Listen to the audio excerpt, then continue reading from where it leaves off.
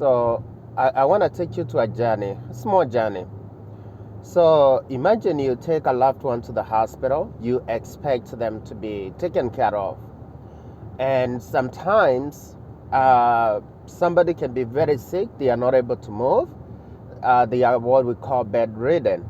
That means they have to stay in bed and somebody has to turn them, roll them, clean them. If they are wet, somebody has to be there to clean them before they start getting bed sores. If they are not, repositioned and taken care of, they start developing wounds on their bottom.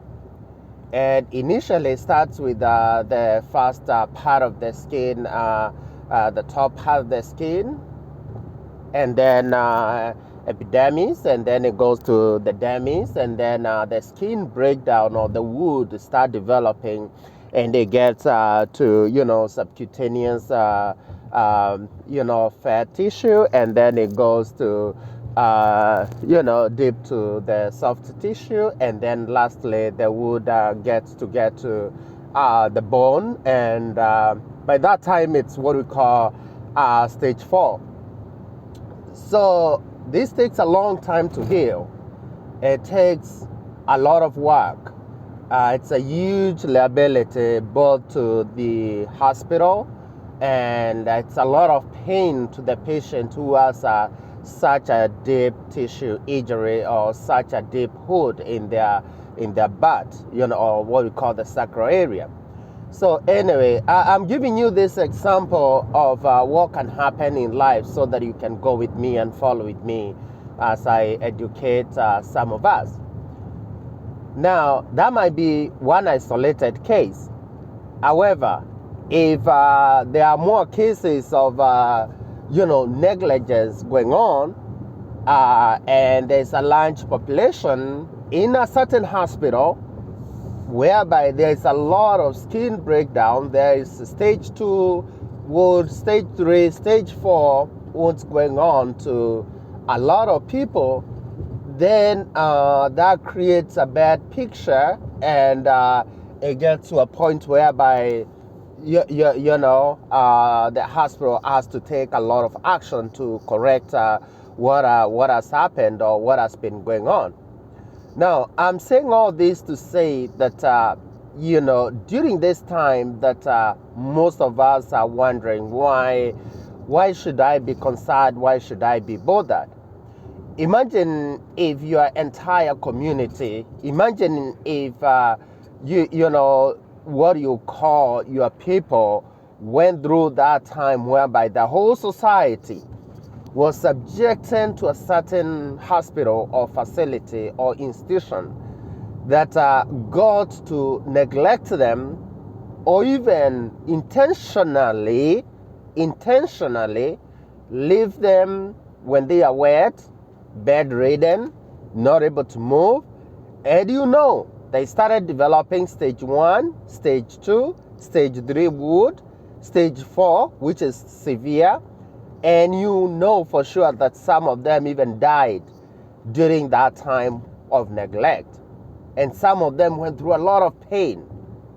And that issue is well documented in books and in videos. And then as time goes by, you go by that hospital whereby, your loved ones went through all this and died because of negligence, or died because somebody let that wound.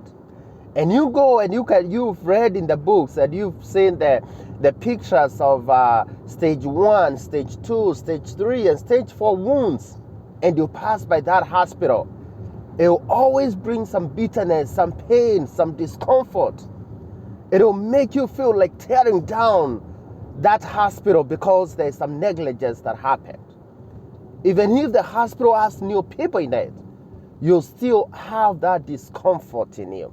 So I'm saying all this to say to the American people that the pain sometimes that you see with the people, the pain that you see going on in America is that during the time of slavery, It was an entire community of people that were not only neglected, but also somebody intentionally wounded them in a big way, took all their rights, put a lot of pain in them. And now the reason you see people are angered and they are so frustrated by the images they see of the slave masters and all that, it's like going to the hospital or passing by an institution, a hospital or any other institution whereby you know your loved one, your grandfather, your grandmother, your great-grandparents went through, and you know they were in that facility. They were left alone to suffer. They were left to have those wounds. People knew there was stage 1, stage 2, stage 3, stage 4. There was wounds deep in their bones. And yet nobody did anything for a period of more than 300 years. Or those who did something still didn't do enough. The majority still wanted this to continue, and people had to fight for a long period of time.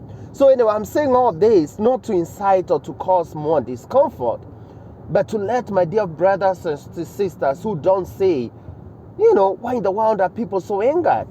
What's the big deal? It happened years ago. Why should we get rid of Confederate states, Confederate flags and Confederate, what I can say to you is that if you go and look at the pictures of, stage 1, stage 2, stage 3, stage 4 wounds in the dictionary or on the internet, imagine of that. Imagine being reminded of that every day. Your loved one was left, not accidentally, but intentionally was left to have the stew, was left wet, was left. We knew the wound was forming, stage 1, stage 2, stage 3, stage 4, and we still let it happen and still let it continue happening for many, many years. So these are the images that most black people see. Somebody else there, you might look at the people outside and say, hey, what's the big deal? But if I see the images in the books, the videos, I read the history, and I see those chains that were put on my loved ones, and still see the image or the statue of somebody who did all this hanging out there and being celebrated like a hero. It's more so like I'm being reminded to go to a certain hospital again and see the building where the torture took place. It's like a torture chamber. The person that tortured you, the person that let your grandfather or grandmother have stage 4, stage 5, stage 4, stage 3 wood in their sacral and still let them stay there for years and years. We still want to celebrate this person. That's where the pain is. That's where the discomfort is. Because people can feel it. So when I think about this analogy and the pain I can feel if it was my grandfather or great-grandfather that was left intentionally to suffer, that was left intentionally to develop 1, 2, 3, 4 wounds, it will feel pain. And if there's any monument out before or any building that celebrates somebody who did that, it will always cause me pain, psychological, mental. Sometimes this pain may even become physical pain, So anyway, that's really my knowledge and my thought about, why should people be concerned? Because some people are like, it just happened. Yes, but I'm reading the books. I can see the chains. Yes, it happens many years ago. But I can read and know this person had 300 slaves and killed 50 of them or 20 of them. I can read the books. And I can see this person who you want this monument to celebrate. This is the person that was lynching somebody, innocent somebody, a child of God, somebody who did nothing wrong.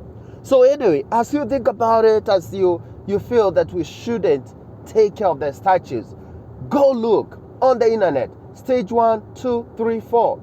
Tell me what you feel if that was your loved one who was intentionally done like that for years and years to come.